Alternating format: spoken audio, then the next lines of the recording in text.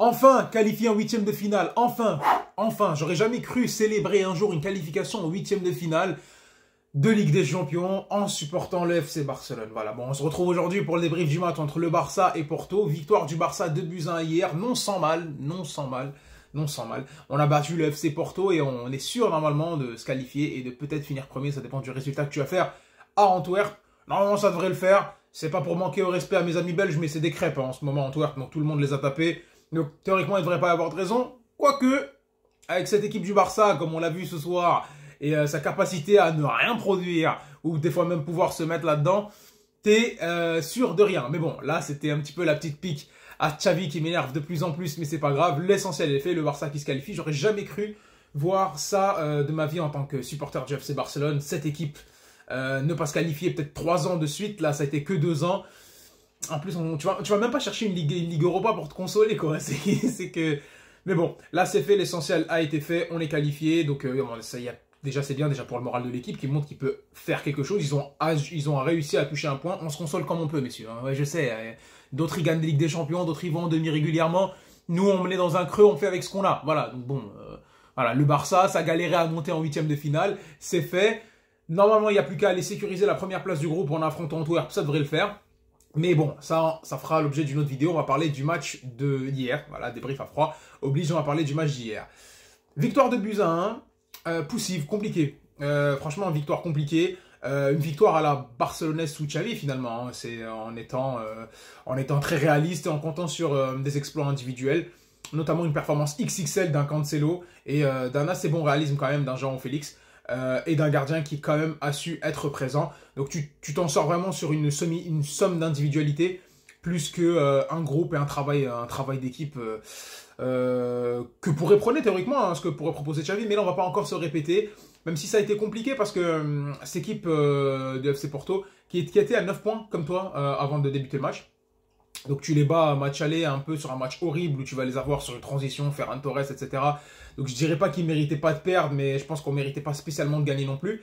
Et là, il fallait absolument faire le job. Et quand ils viennent, tu vois, c'est une équipe assez difficile à jouer. Tu vois, rigueuse défensivement, qui arrive à bien se projeter. C'est peut-être pas l'équipe qui va faire le... Il va pas t'assiéger dans ta défense, ils vont pas te super dominer. De toute façon, les équipes, elles ont compris face à ce FC Barcelone-là. Ils savent que nous, on n'a pas les meilleures capacités pour être ultra dangereux offensivement, que ça travaille pas les circuits de passe pour arriver très très vite dans la surface. Ce qui fait qu'on va commencer à assiéger la défense avec des redoublements de passes, en jouant un petit peu le handball, sauf qu'on n'a pas les qualités qu'on avait avant.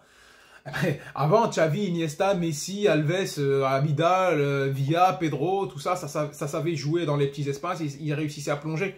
Là, les joueurs que tu as, c'est un peu plus compliqué, et c'est plus une somme d'individualité, comme je t'ai dit. Et quand tu as une équipe comme ça, tu te dis, attends, ils sont pas dangereux quand ils ont la balle, ils sont pas si dangereux que ça en phase de transition, on va les attendre, on va essayer d'exploser en contre. Sachant en plus que cette année, c'est pas très fameux dans les transitions défensives, contrairement à l'année dernière. Donc c'est Porto, je pense qu'il est venu jouer avec ses armes, il est venu jouer son jeu, solide derrière, agressif un petit peu au milieu de terrain, et franchement, pas mauvais dans ses transitions, pas mauvais de comment ils utilisaient la balle, parce que j'ai vu des transversales, j'ai vu des passes dans l'espace, j'ai vu un Araujo de temps en temps un petit peu dépassé, un alignement défensif un peu bizarre quand même de la charnière. Et un Barça qui n'était pas très dangereux, hein. Je trouve qu'en première période, ils n'ont pas été très dangereux. Ils prennent le but directement sur une action où Iñaki Peña te fait des sauvetages de fou, tu te prends les buts. Donc Pep, le Brésilien, pas le Portugo-Brésilien de la défense, lui qui a été sifflé tout le match. Moi je trouve que c'est de bonne guerre, hein, parce que quand on sait comment il a été garce un petit peu dans les matchs entre le Barça et le Real Madrid à l'époque, c'était un minimum. Voilà, donc le Porto qui ouvre le FC Porto pardon, qui ouvre le score. L'avantage, c'est que le Barça réagit très vite via l'homme du match, via un Cancelo qui a été énorme, qui a eu une très grosse activité sur son côté gauche. Et là, tu commences à te poser la question, est-ce qu'il serait pas mieux à gauche? Est-ce qu'on n'aurait peut-être pas trouvé, enfin, la formule, entre guillemets, pour bien l'utiliser? Parce que il fait office un petit peu de second ailier. Tu vois, une sorte de second ailier en support, parce que de comment ils vont s'intercaler sur le jeu, c'est plus facile pour lui de rentrer sur son pied droit, sachant qu'il a une très bonne qualité de centre à l'intérieur du pied, il est très bon à l'extérieur du pied, on l'a vu de nombreuses fois dans le match, mais la façon de comment il s'intercale, comment il peut combiner en tant que milieu de terrain, faire une grosse frappe, et avoir cette défense en bas avec 3 défenseurs centraux, tu vois, ce que tu pouvais avoir l'année dernière sans lui avec un Baldé sur le côté gauche, là peut-être que tu peux l'améliorer parce qu'il a une plus grande palette technique qu'un Baldé qui ne peut que dépasser vers l'extérieur et essayer de centrer. Et on en a parlé plusieurs fois, face à une défense basse qui t'attend, un Baldé, il peut être aussi explosif qu'il veut. Franchement, en balle arrêtée, c'est compliqué. Alors que là, tu as un Cancelo qui va faire office de latéral, qui va monter, donc il va te permettre à tes trois défenseurs sans trop de métier de derrière, même si Araujo est latéral, de se recentrer. Et à ce moment-là, tu vas avoir un surplus au milieu de terrain. Et quand tu as des joueurs comme Gavi, comme Pedri, comme João Félix, comme Gundogan qui tâtent bien la balle, si tu travailles un petit peu comment ils peuvent se projeter dans l'espace, ça peut être parfait, ça peut être intéressant. Et typiquement, un mec comme Cancelo, moi j'ai beaucoup aimé son match parce qu'il a été intéressant sur le côté en jouant sur la ligne pour Cancelo, pour Félix. Il a essayé de percuter. Je trouve que comment il est rentré, il occupait bien les demi-espaces. Des fois, regarde, c'était même intéressant parce que tu voyais un Cancelo rentrer dans le demi-espace. Donc pour ceux qui ne comprennent pas un peu, le demi-espace, c'est, tu as trois lignes de terrain. Tu as la ligne gauche, tu as la ligne centre, tu as la ligne du milieu. Et on va dire le demi-espace, c'est l'espace qui est entre la gauche et le milieu et la droite et le milieu. Tu vois, s'intercaler entre ces deux phases-là du terrain. Généralement, c'est pour l'ailier intérieur. Là, non. Là, tu avais un Félix qui allait coller la ligne comme un ailier classique du FC Barcelone. Et un Cancelo qui est censé être latéral, rentrer dans le demi-espace, et on l'a vu. Tenter des frappes. On l'a vu être présent pour créer un petit peu le surnombre et donner plus de liberté de mouvement à un Pedri et à un De Jong.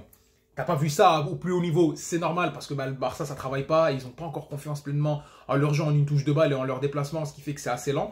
Mais je trouve qu'il y a quelque chose à creuser, il y a une bonne potentialité.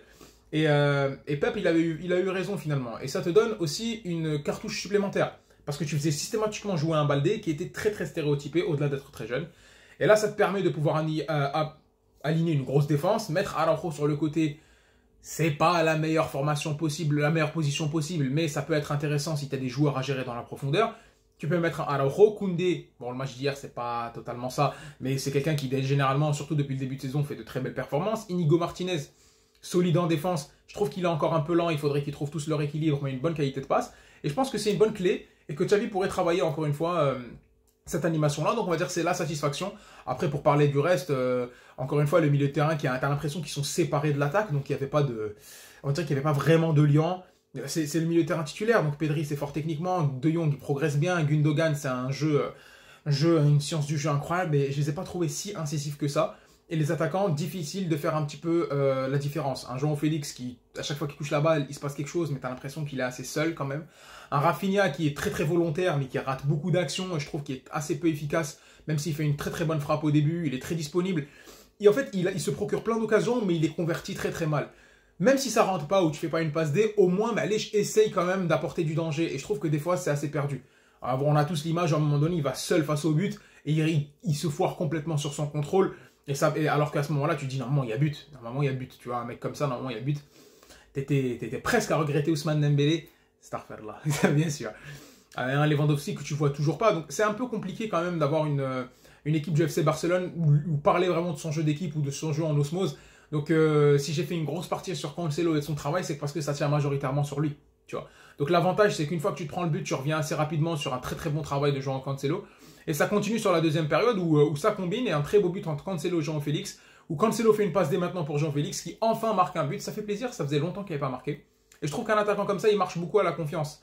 On sait que, bon, là, un petit peu, on va pas dire un trublion, mais il fonctionne beaucoup à l'affection. C'est quelqu'un qui est un petit peu très fort de caractère. Il y a des joueurs comme ça qui doivent être affectifs, qui sont affectifs, que tu dois les suivre. Ils ont besoin d'attention. Et ils peuvent peut-être pas tout le temps performer quand ils sont un petit peu dans le creux de la vague, même si lui, il n'a pas lâché. Chaque match, il te fait un poteau, chaque match, il te fait une action dangereuse. Mais ça faisait une dizaine de matchs qu'il n'avait pas marqué. Et je pense que marquer un but, déjà ça fait plaisir, marquer un but contre une équipe qui l'a un petit peu maltraité parce qu'il a été formé chez eux. Mais après, il est parti au Benfica. Et en plus, sauver le Barça, il est qualifié. Je pense que ça fait monter beaucoup le moral.